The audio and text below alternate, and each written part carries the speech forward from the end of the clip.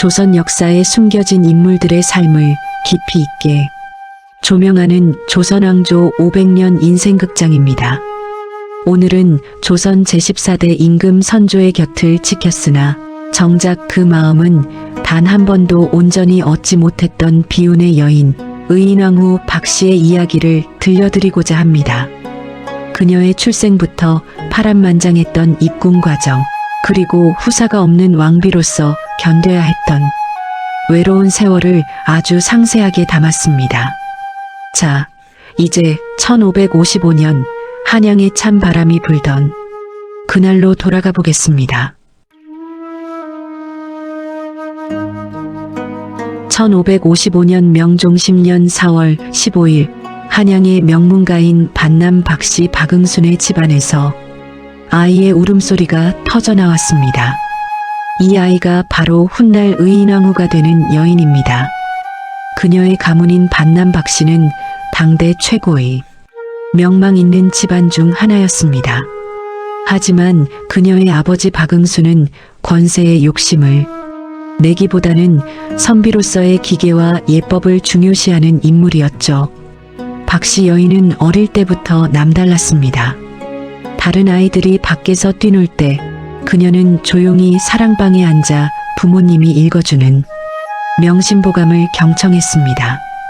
전해지는 이야기에 따르면 그녀는 5살 때 이미 효경의 내용을 이해했으며 집안 어른들을 대할 때 결코 옴매무새를 흐트러뜨리는 법이 없었다고 합니다. 주변 사람들은 저 아이는 장차 나라의 큰 인물이 될 운명이다라며 입을 모아 칭찬했습니다.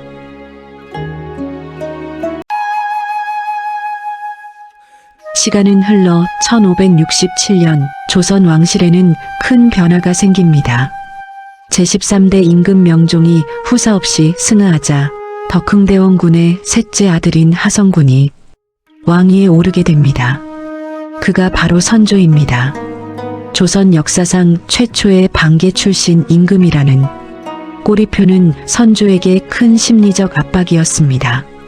선조가 즉위한 지 2년이 되던 1569년 조정에서는 왕비 간택령이 내려집니다. 당시 선조는 18살의 혈기 왕성한 청년이었고 나라를 안정시키기 위해 현숙한 배필이 절실했습니다.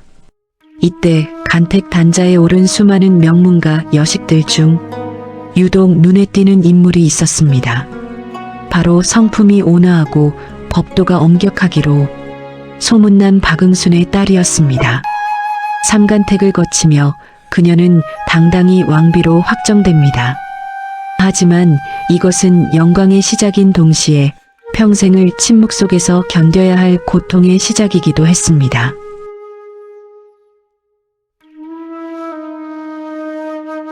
(1569년 11월) 15살의 어린 박씨는 화려한 가래를 올리며 중전의 자리에 오릅니다. 별궁에서 대궐로 향하는 가마 안에서 그녀는 무슨 생각을 했을까요? 왕비라는 자리는 만백성의 어머니라는 영광스러운 자리였지만 동시에 수많은 여인의 시기와 질투, 그리고 왕의 총애를 얻어야만 생존할 수 있는 살얼음판과 같았습니다.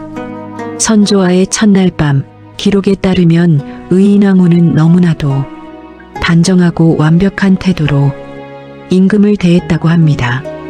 하지만 예민하고 영리했던 선조는 오히려 그런 왕비의 완벽함에 거부감을 느꼈던 모양입니다. 선조는 왕비에게서 편안한 안식처보다는 자신을 감시하는 도덕적인 잣대를 보았던 것일까요? 이때부터 선조와 의인왕후 사이에는 보이지 않는 거대한 벽이 생기기 시작했습니다.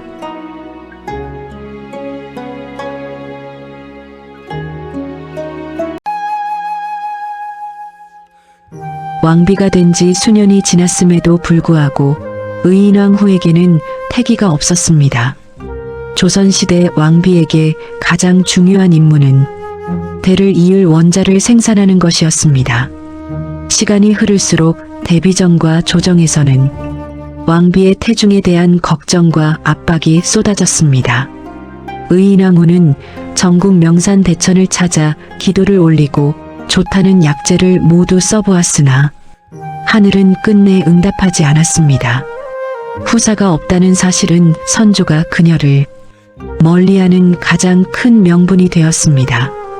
중전은 덕은 높으나 복은 부족하구나. 선조의 이 차가운 한마디는 의인왕후의 가슴에 비수처럼 박혔습니다.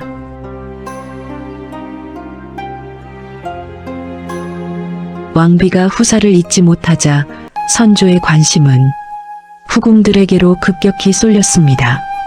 그 중에서도 특히 공빈 김씨는 선조의 총애를 독차지했습니다.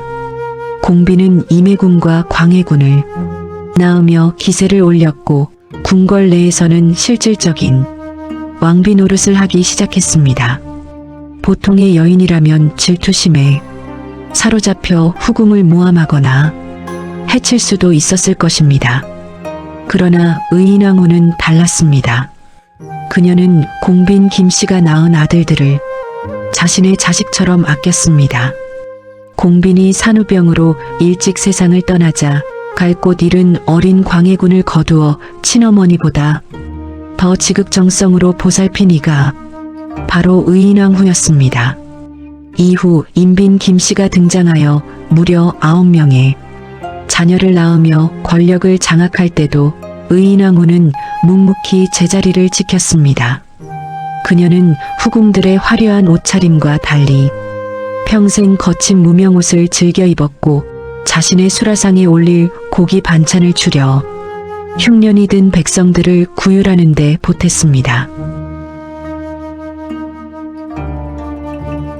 남편의 냉대와 후궁들의 득세 속에서 그녀가 찾은 유일한 위안은 부처님의 가르침이었습니다. 그녀는 내명부의 수장이 불교를 가까이 한다는 유학자들의 비판 속에서도 굴하지 않았습니다. 그것만이 가슴속 타오르는 우라와 외로움을 잠재울 유일한 길이었기 때문입니다.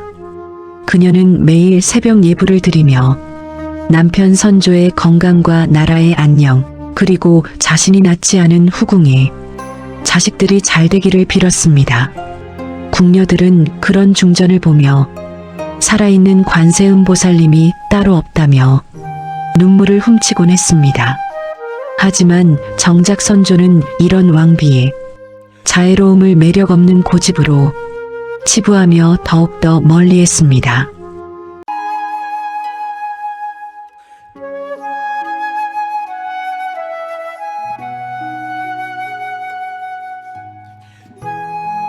조선 팔도가 평화의 단잠에 빠져있던 1592년 4월 부산포를 시작으로 거대한 전란의 불길이 치솟았습니다.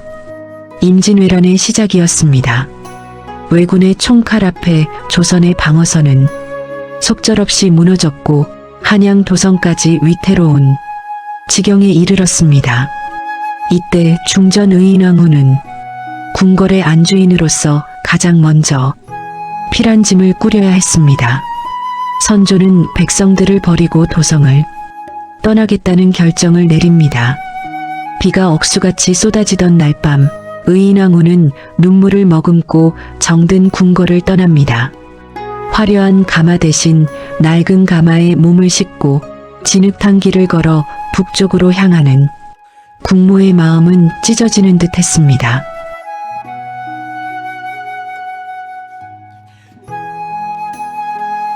선조는 자신의 안위가 걱정되어 의주로 멀리 떠나려 했고 국본을 지키기 위해 광해군을 세자로 책봉한 뒤 조정을 둘로 나누는 분조를 단행합니다. 이때 의인왕후는 남편인 선조를 따라가는 대신 가슴으로 낳은 아들 광해군과 함께 고난의 길을 택합니다. 저 아이마저 잃으면 조선의 미래는 없다. 의인왕후는 광해군의 손을 꼭 잡았습니다. 피란길은 굶주림과 추위와의 싸움이었습니다. 산을 넘고 강을 건너며 신발이 다 닳아 발등에 피가 맺혔지만 의인왕후는 단 한 번도 불평하지 않았습니다. 오히려 자신에게 주어진 적은 양의 음식을 덜어 굶주린 군사들과 백성들에게 나누어 주었습니다. 밤마다 의인왕후는 거친 가마 안에서 불경을 외우며 광해군을 다독였습니다. 세자, 기운을 내십시오. 전하께서 우리를 기다리고 계십니다. 광해군은 친어머니 공빈 김씨에게서 못다 받은 사랑을 이 고통스러운 피랑길에서 의인왕후를 통해 받았습니다.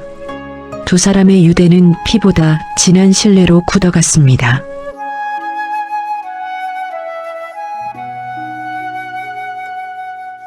왜군이 평양성까지 들이닥치자 피랑길은 더욱 참혹해졌습니다.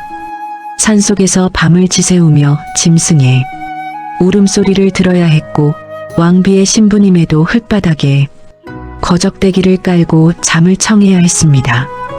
의인왕후의 몸은 이미 만신창이가 되었습니다. 평소 약했던 기력은 찬바람과 영양 부족으로 급격히 쇠약해졌으나 그녀는 행여 자신이 짐이 될까봐 아픈 기색조차 내지 않았습니다. 이 시기 선조는 여전히 인빈 김씨와 그녀의 자식들을 챙기기에 급급했습니다. 의인왕후는 멀리서 들려오는 선조의 소식에 안도하면서도 자신을 찾지 않는 지독한 무관심에 가슴을 쓸어내려야 했습니다. 전쟁의 공포보다 더 무서운 것은 남편의 차가운 외면이었습니다.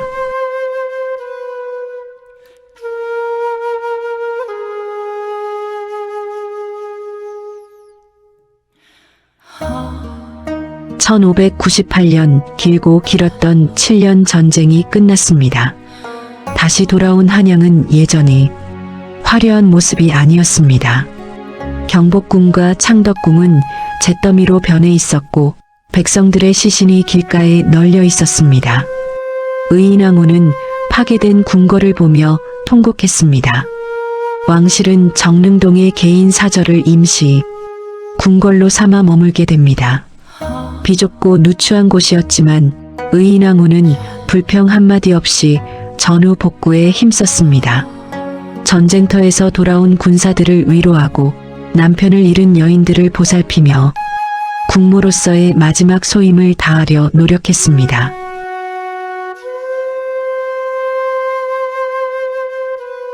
하지만 전쟁이 끝나자 선조의 변덕은 다시 시작되었습니다.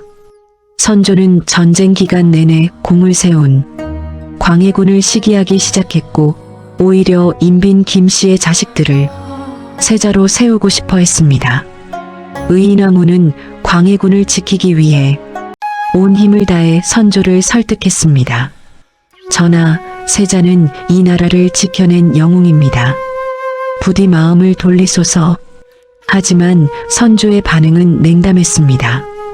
의인왕후는 이 과정에서 극심한 스트레스와 마음의 병을 얻었습니다. 이미 피랑길에서 망가진 몸에 화병까지 더해진 것이죠. 1600년 여름 의인왕후는 자리에 누워 다시는 일어나지 못하게 됩니다.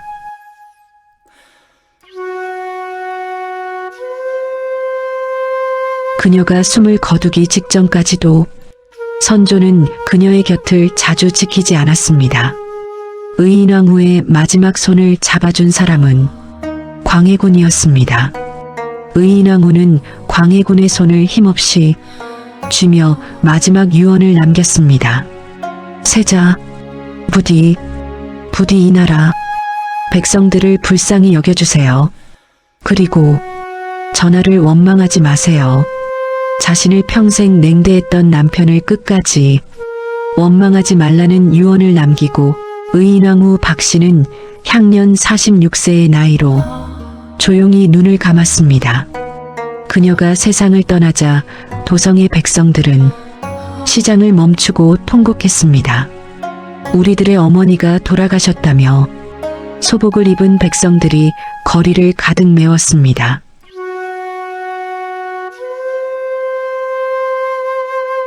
의인왕후가 세상을 떠난 후 조선 왕실에는 더 큰 폭풍우가 몰아칩니다. 선조는 기다렸다는 듯이 19세의 어린 인모광후를 새 왕비로 맞이합니다.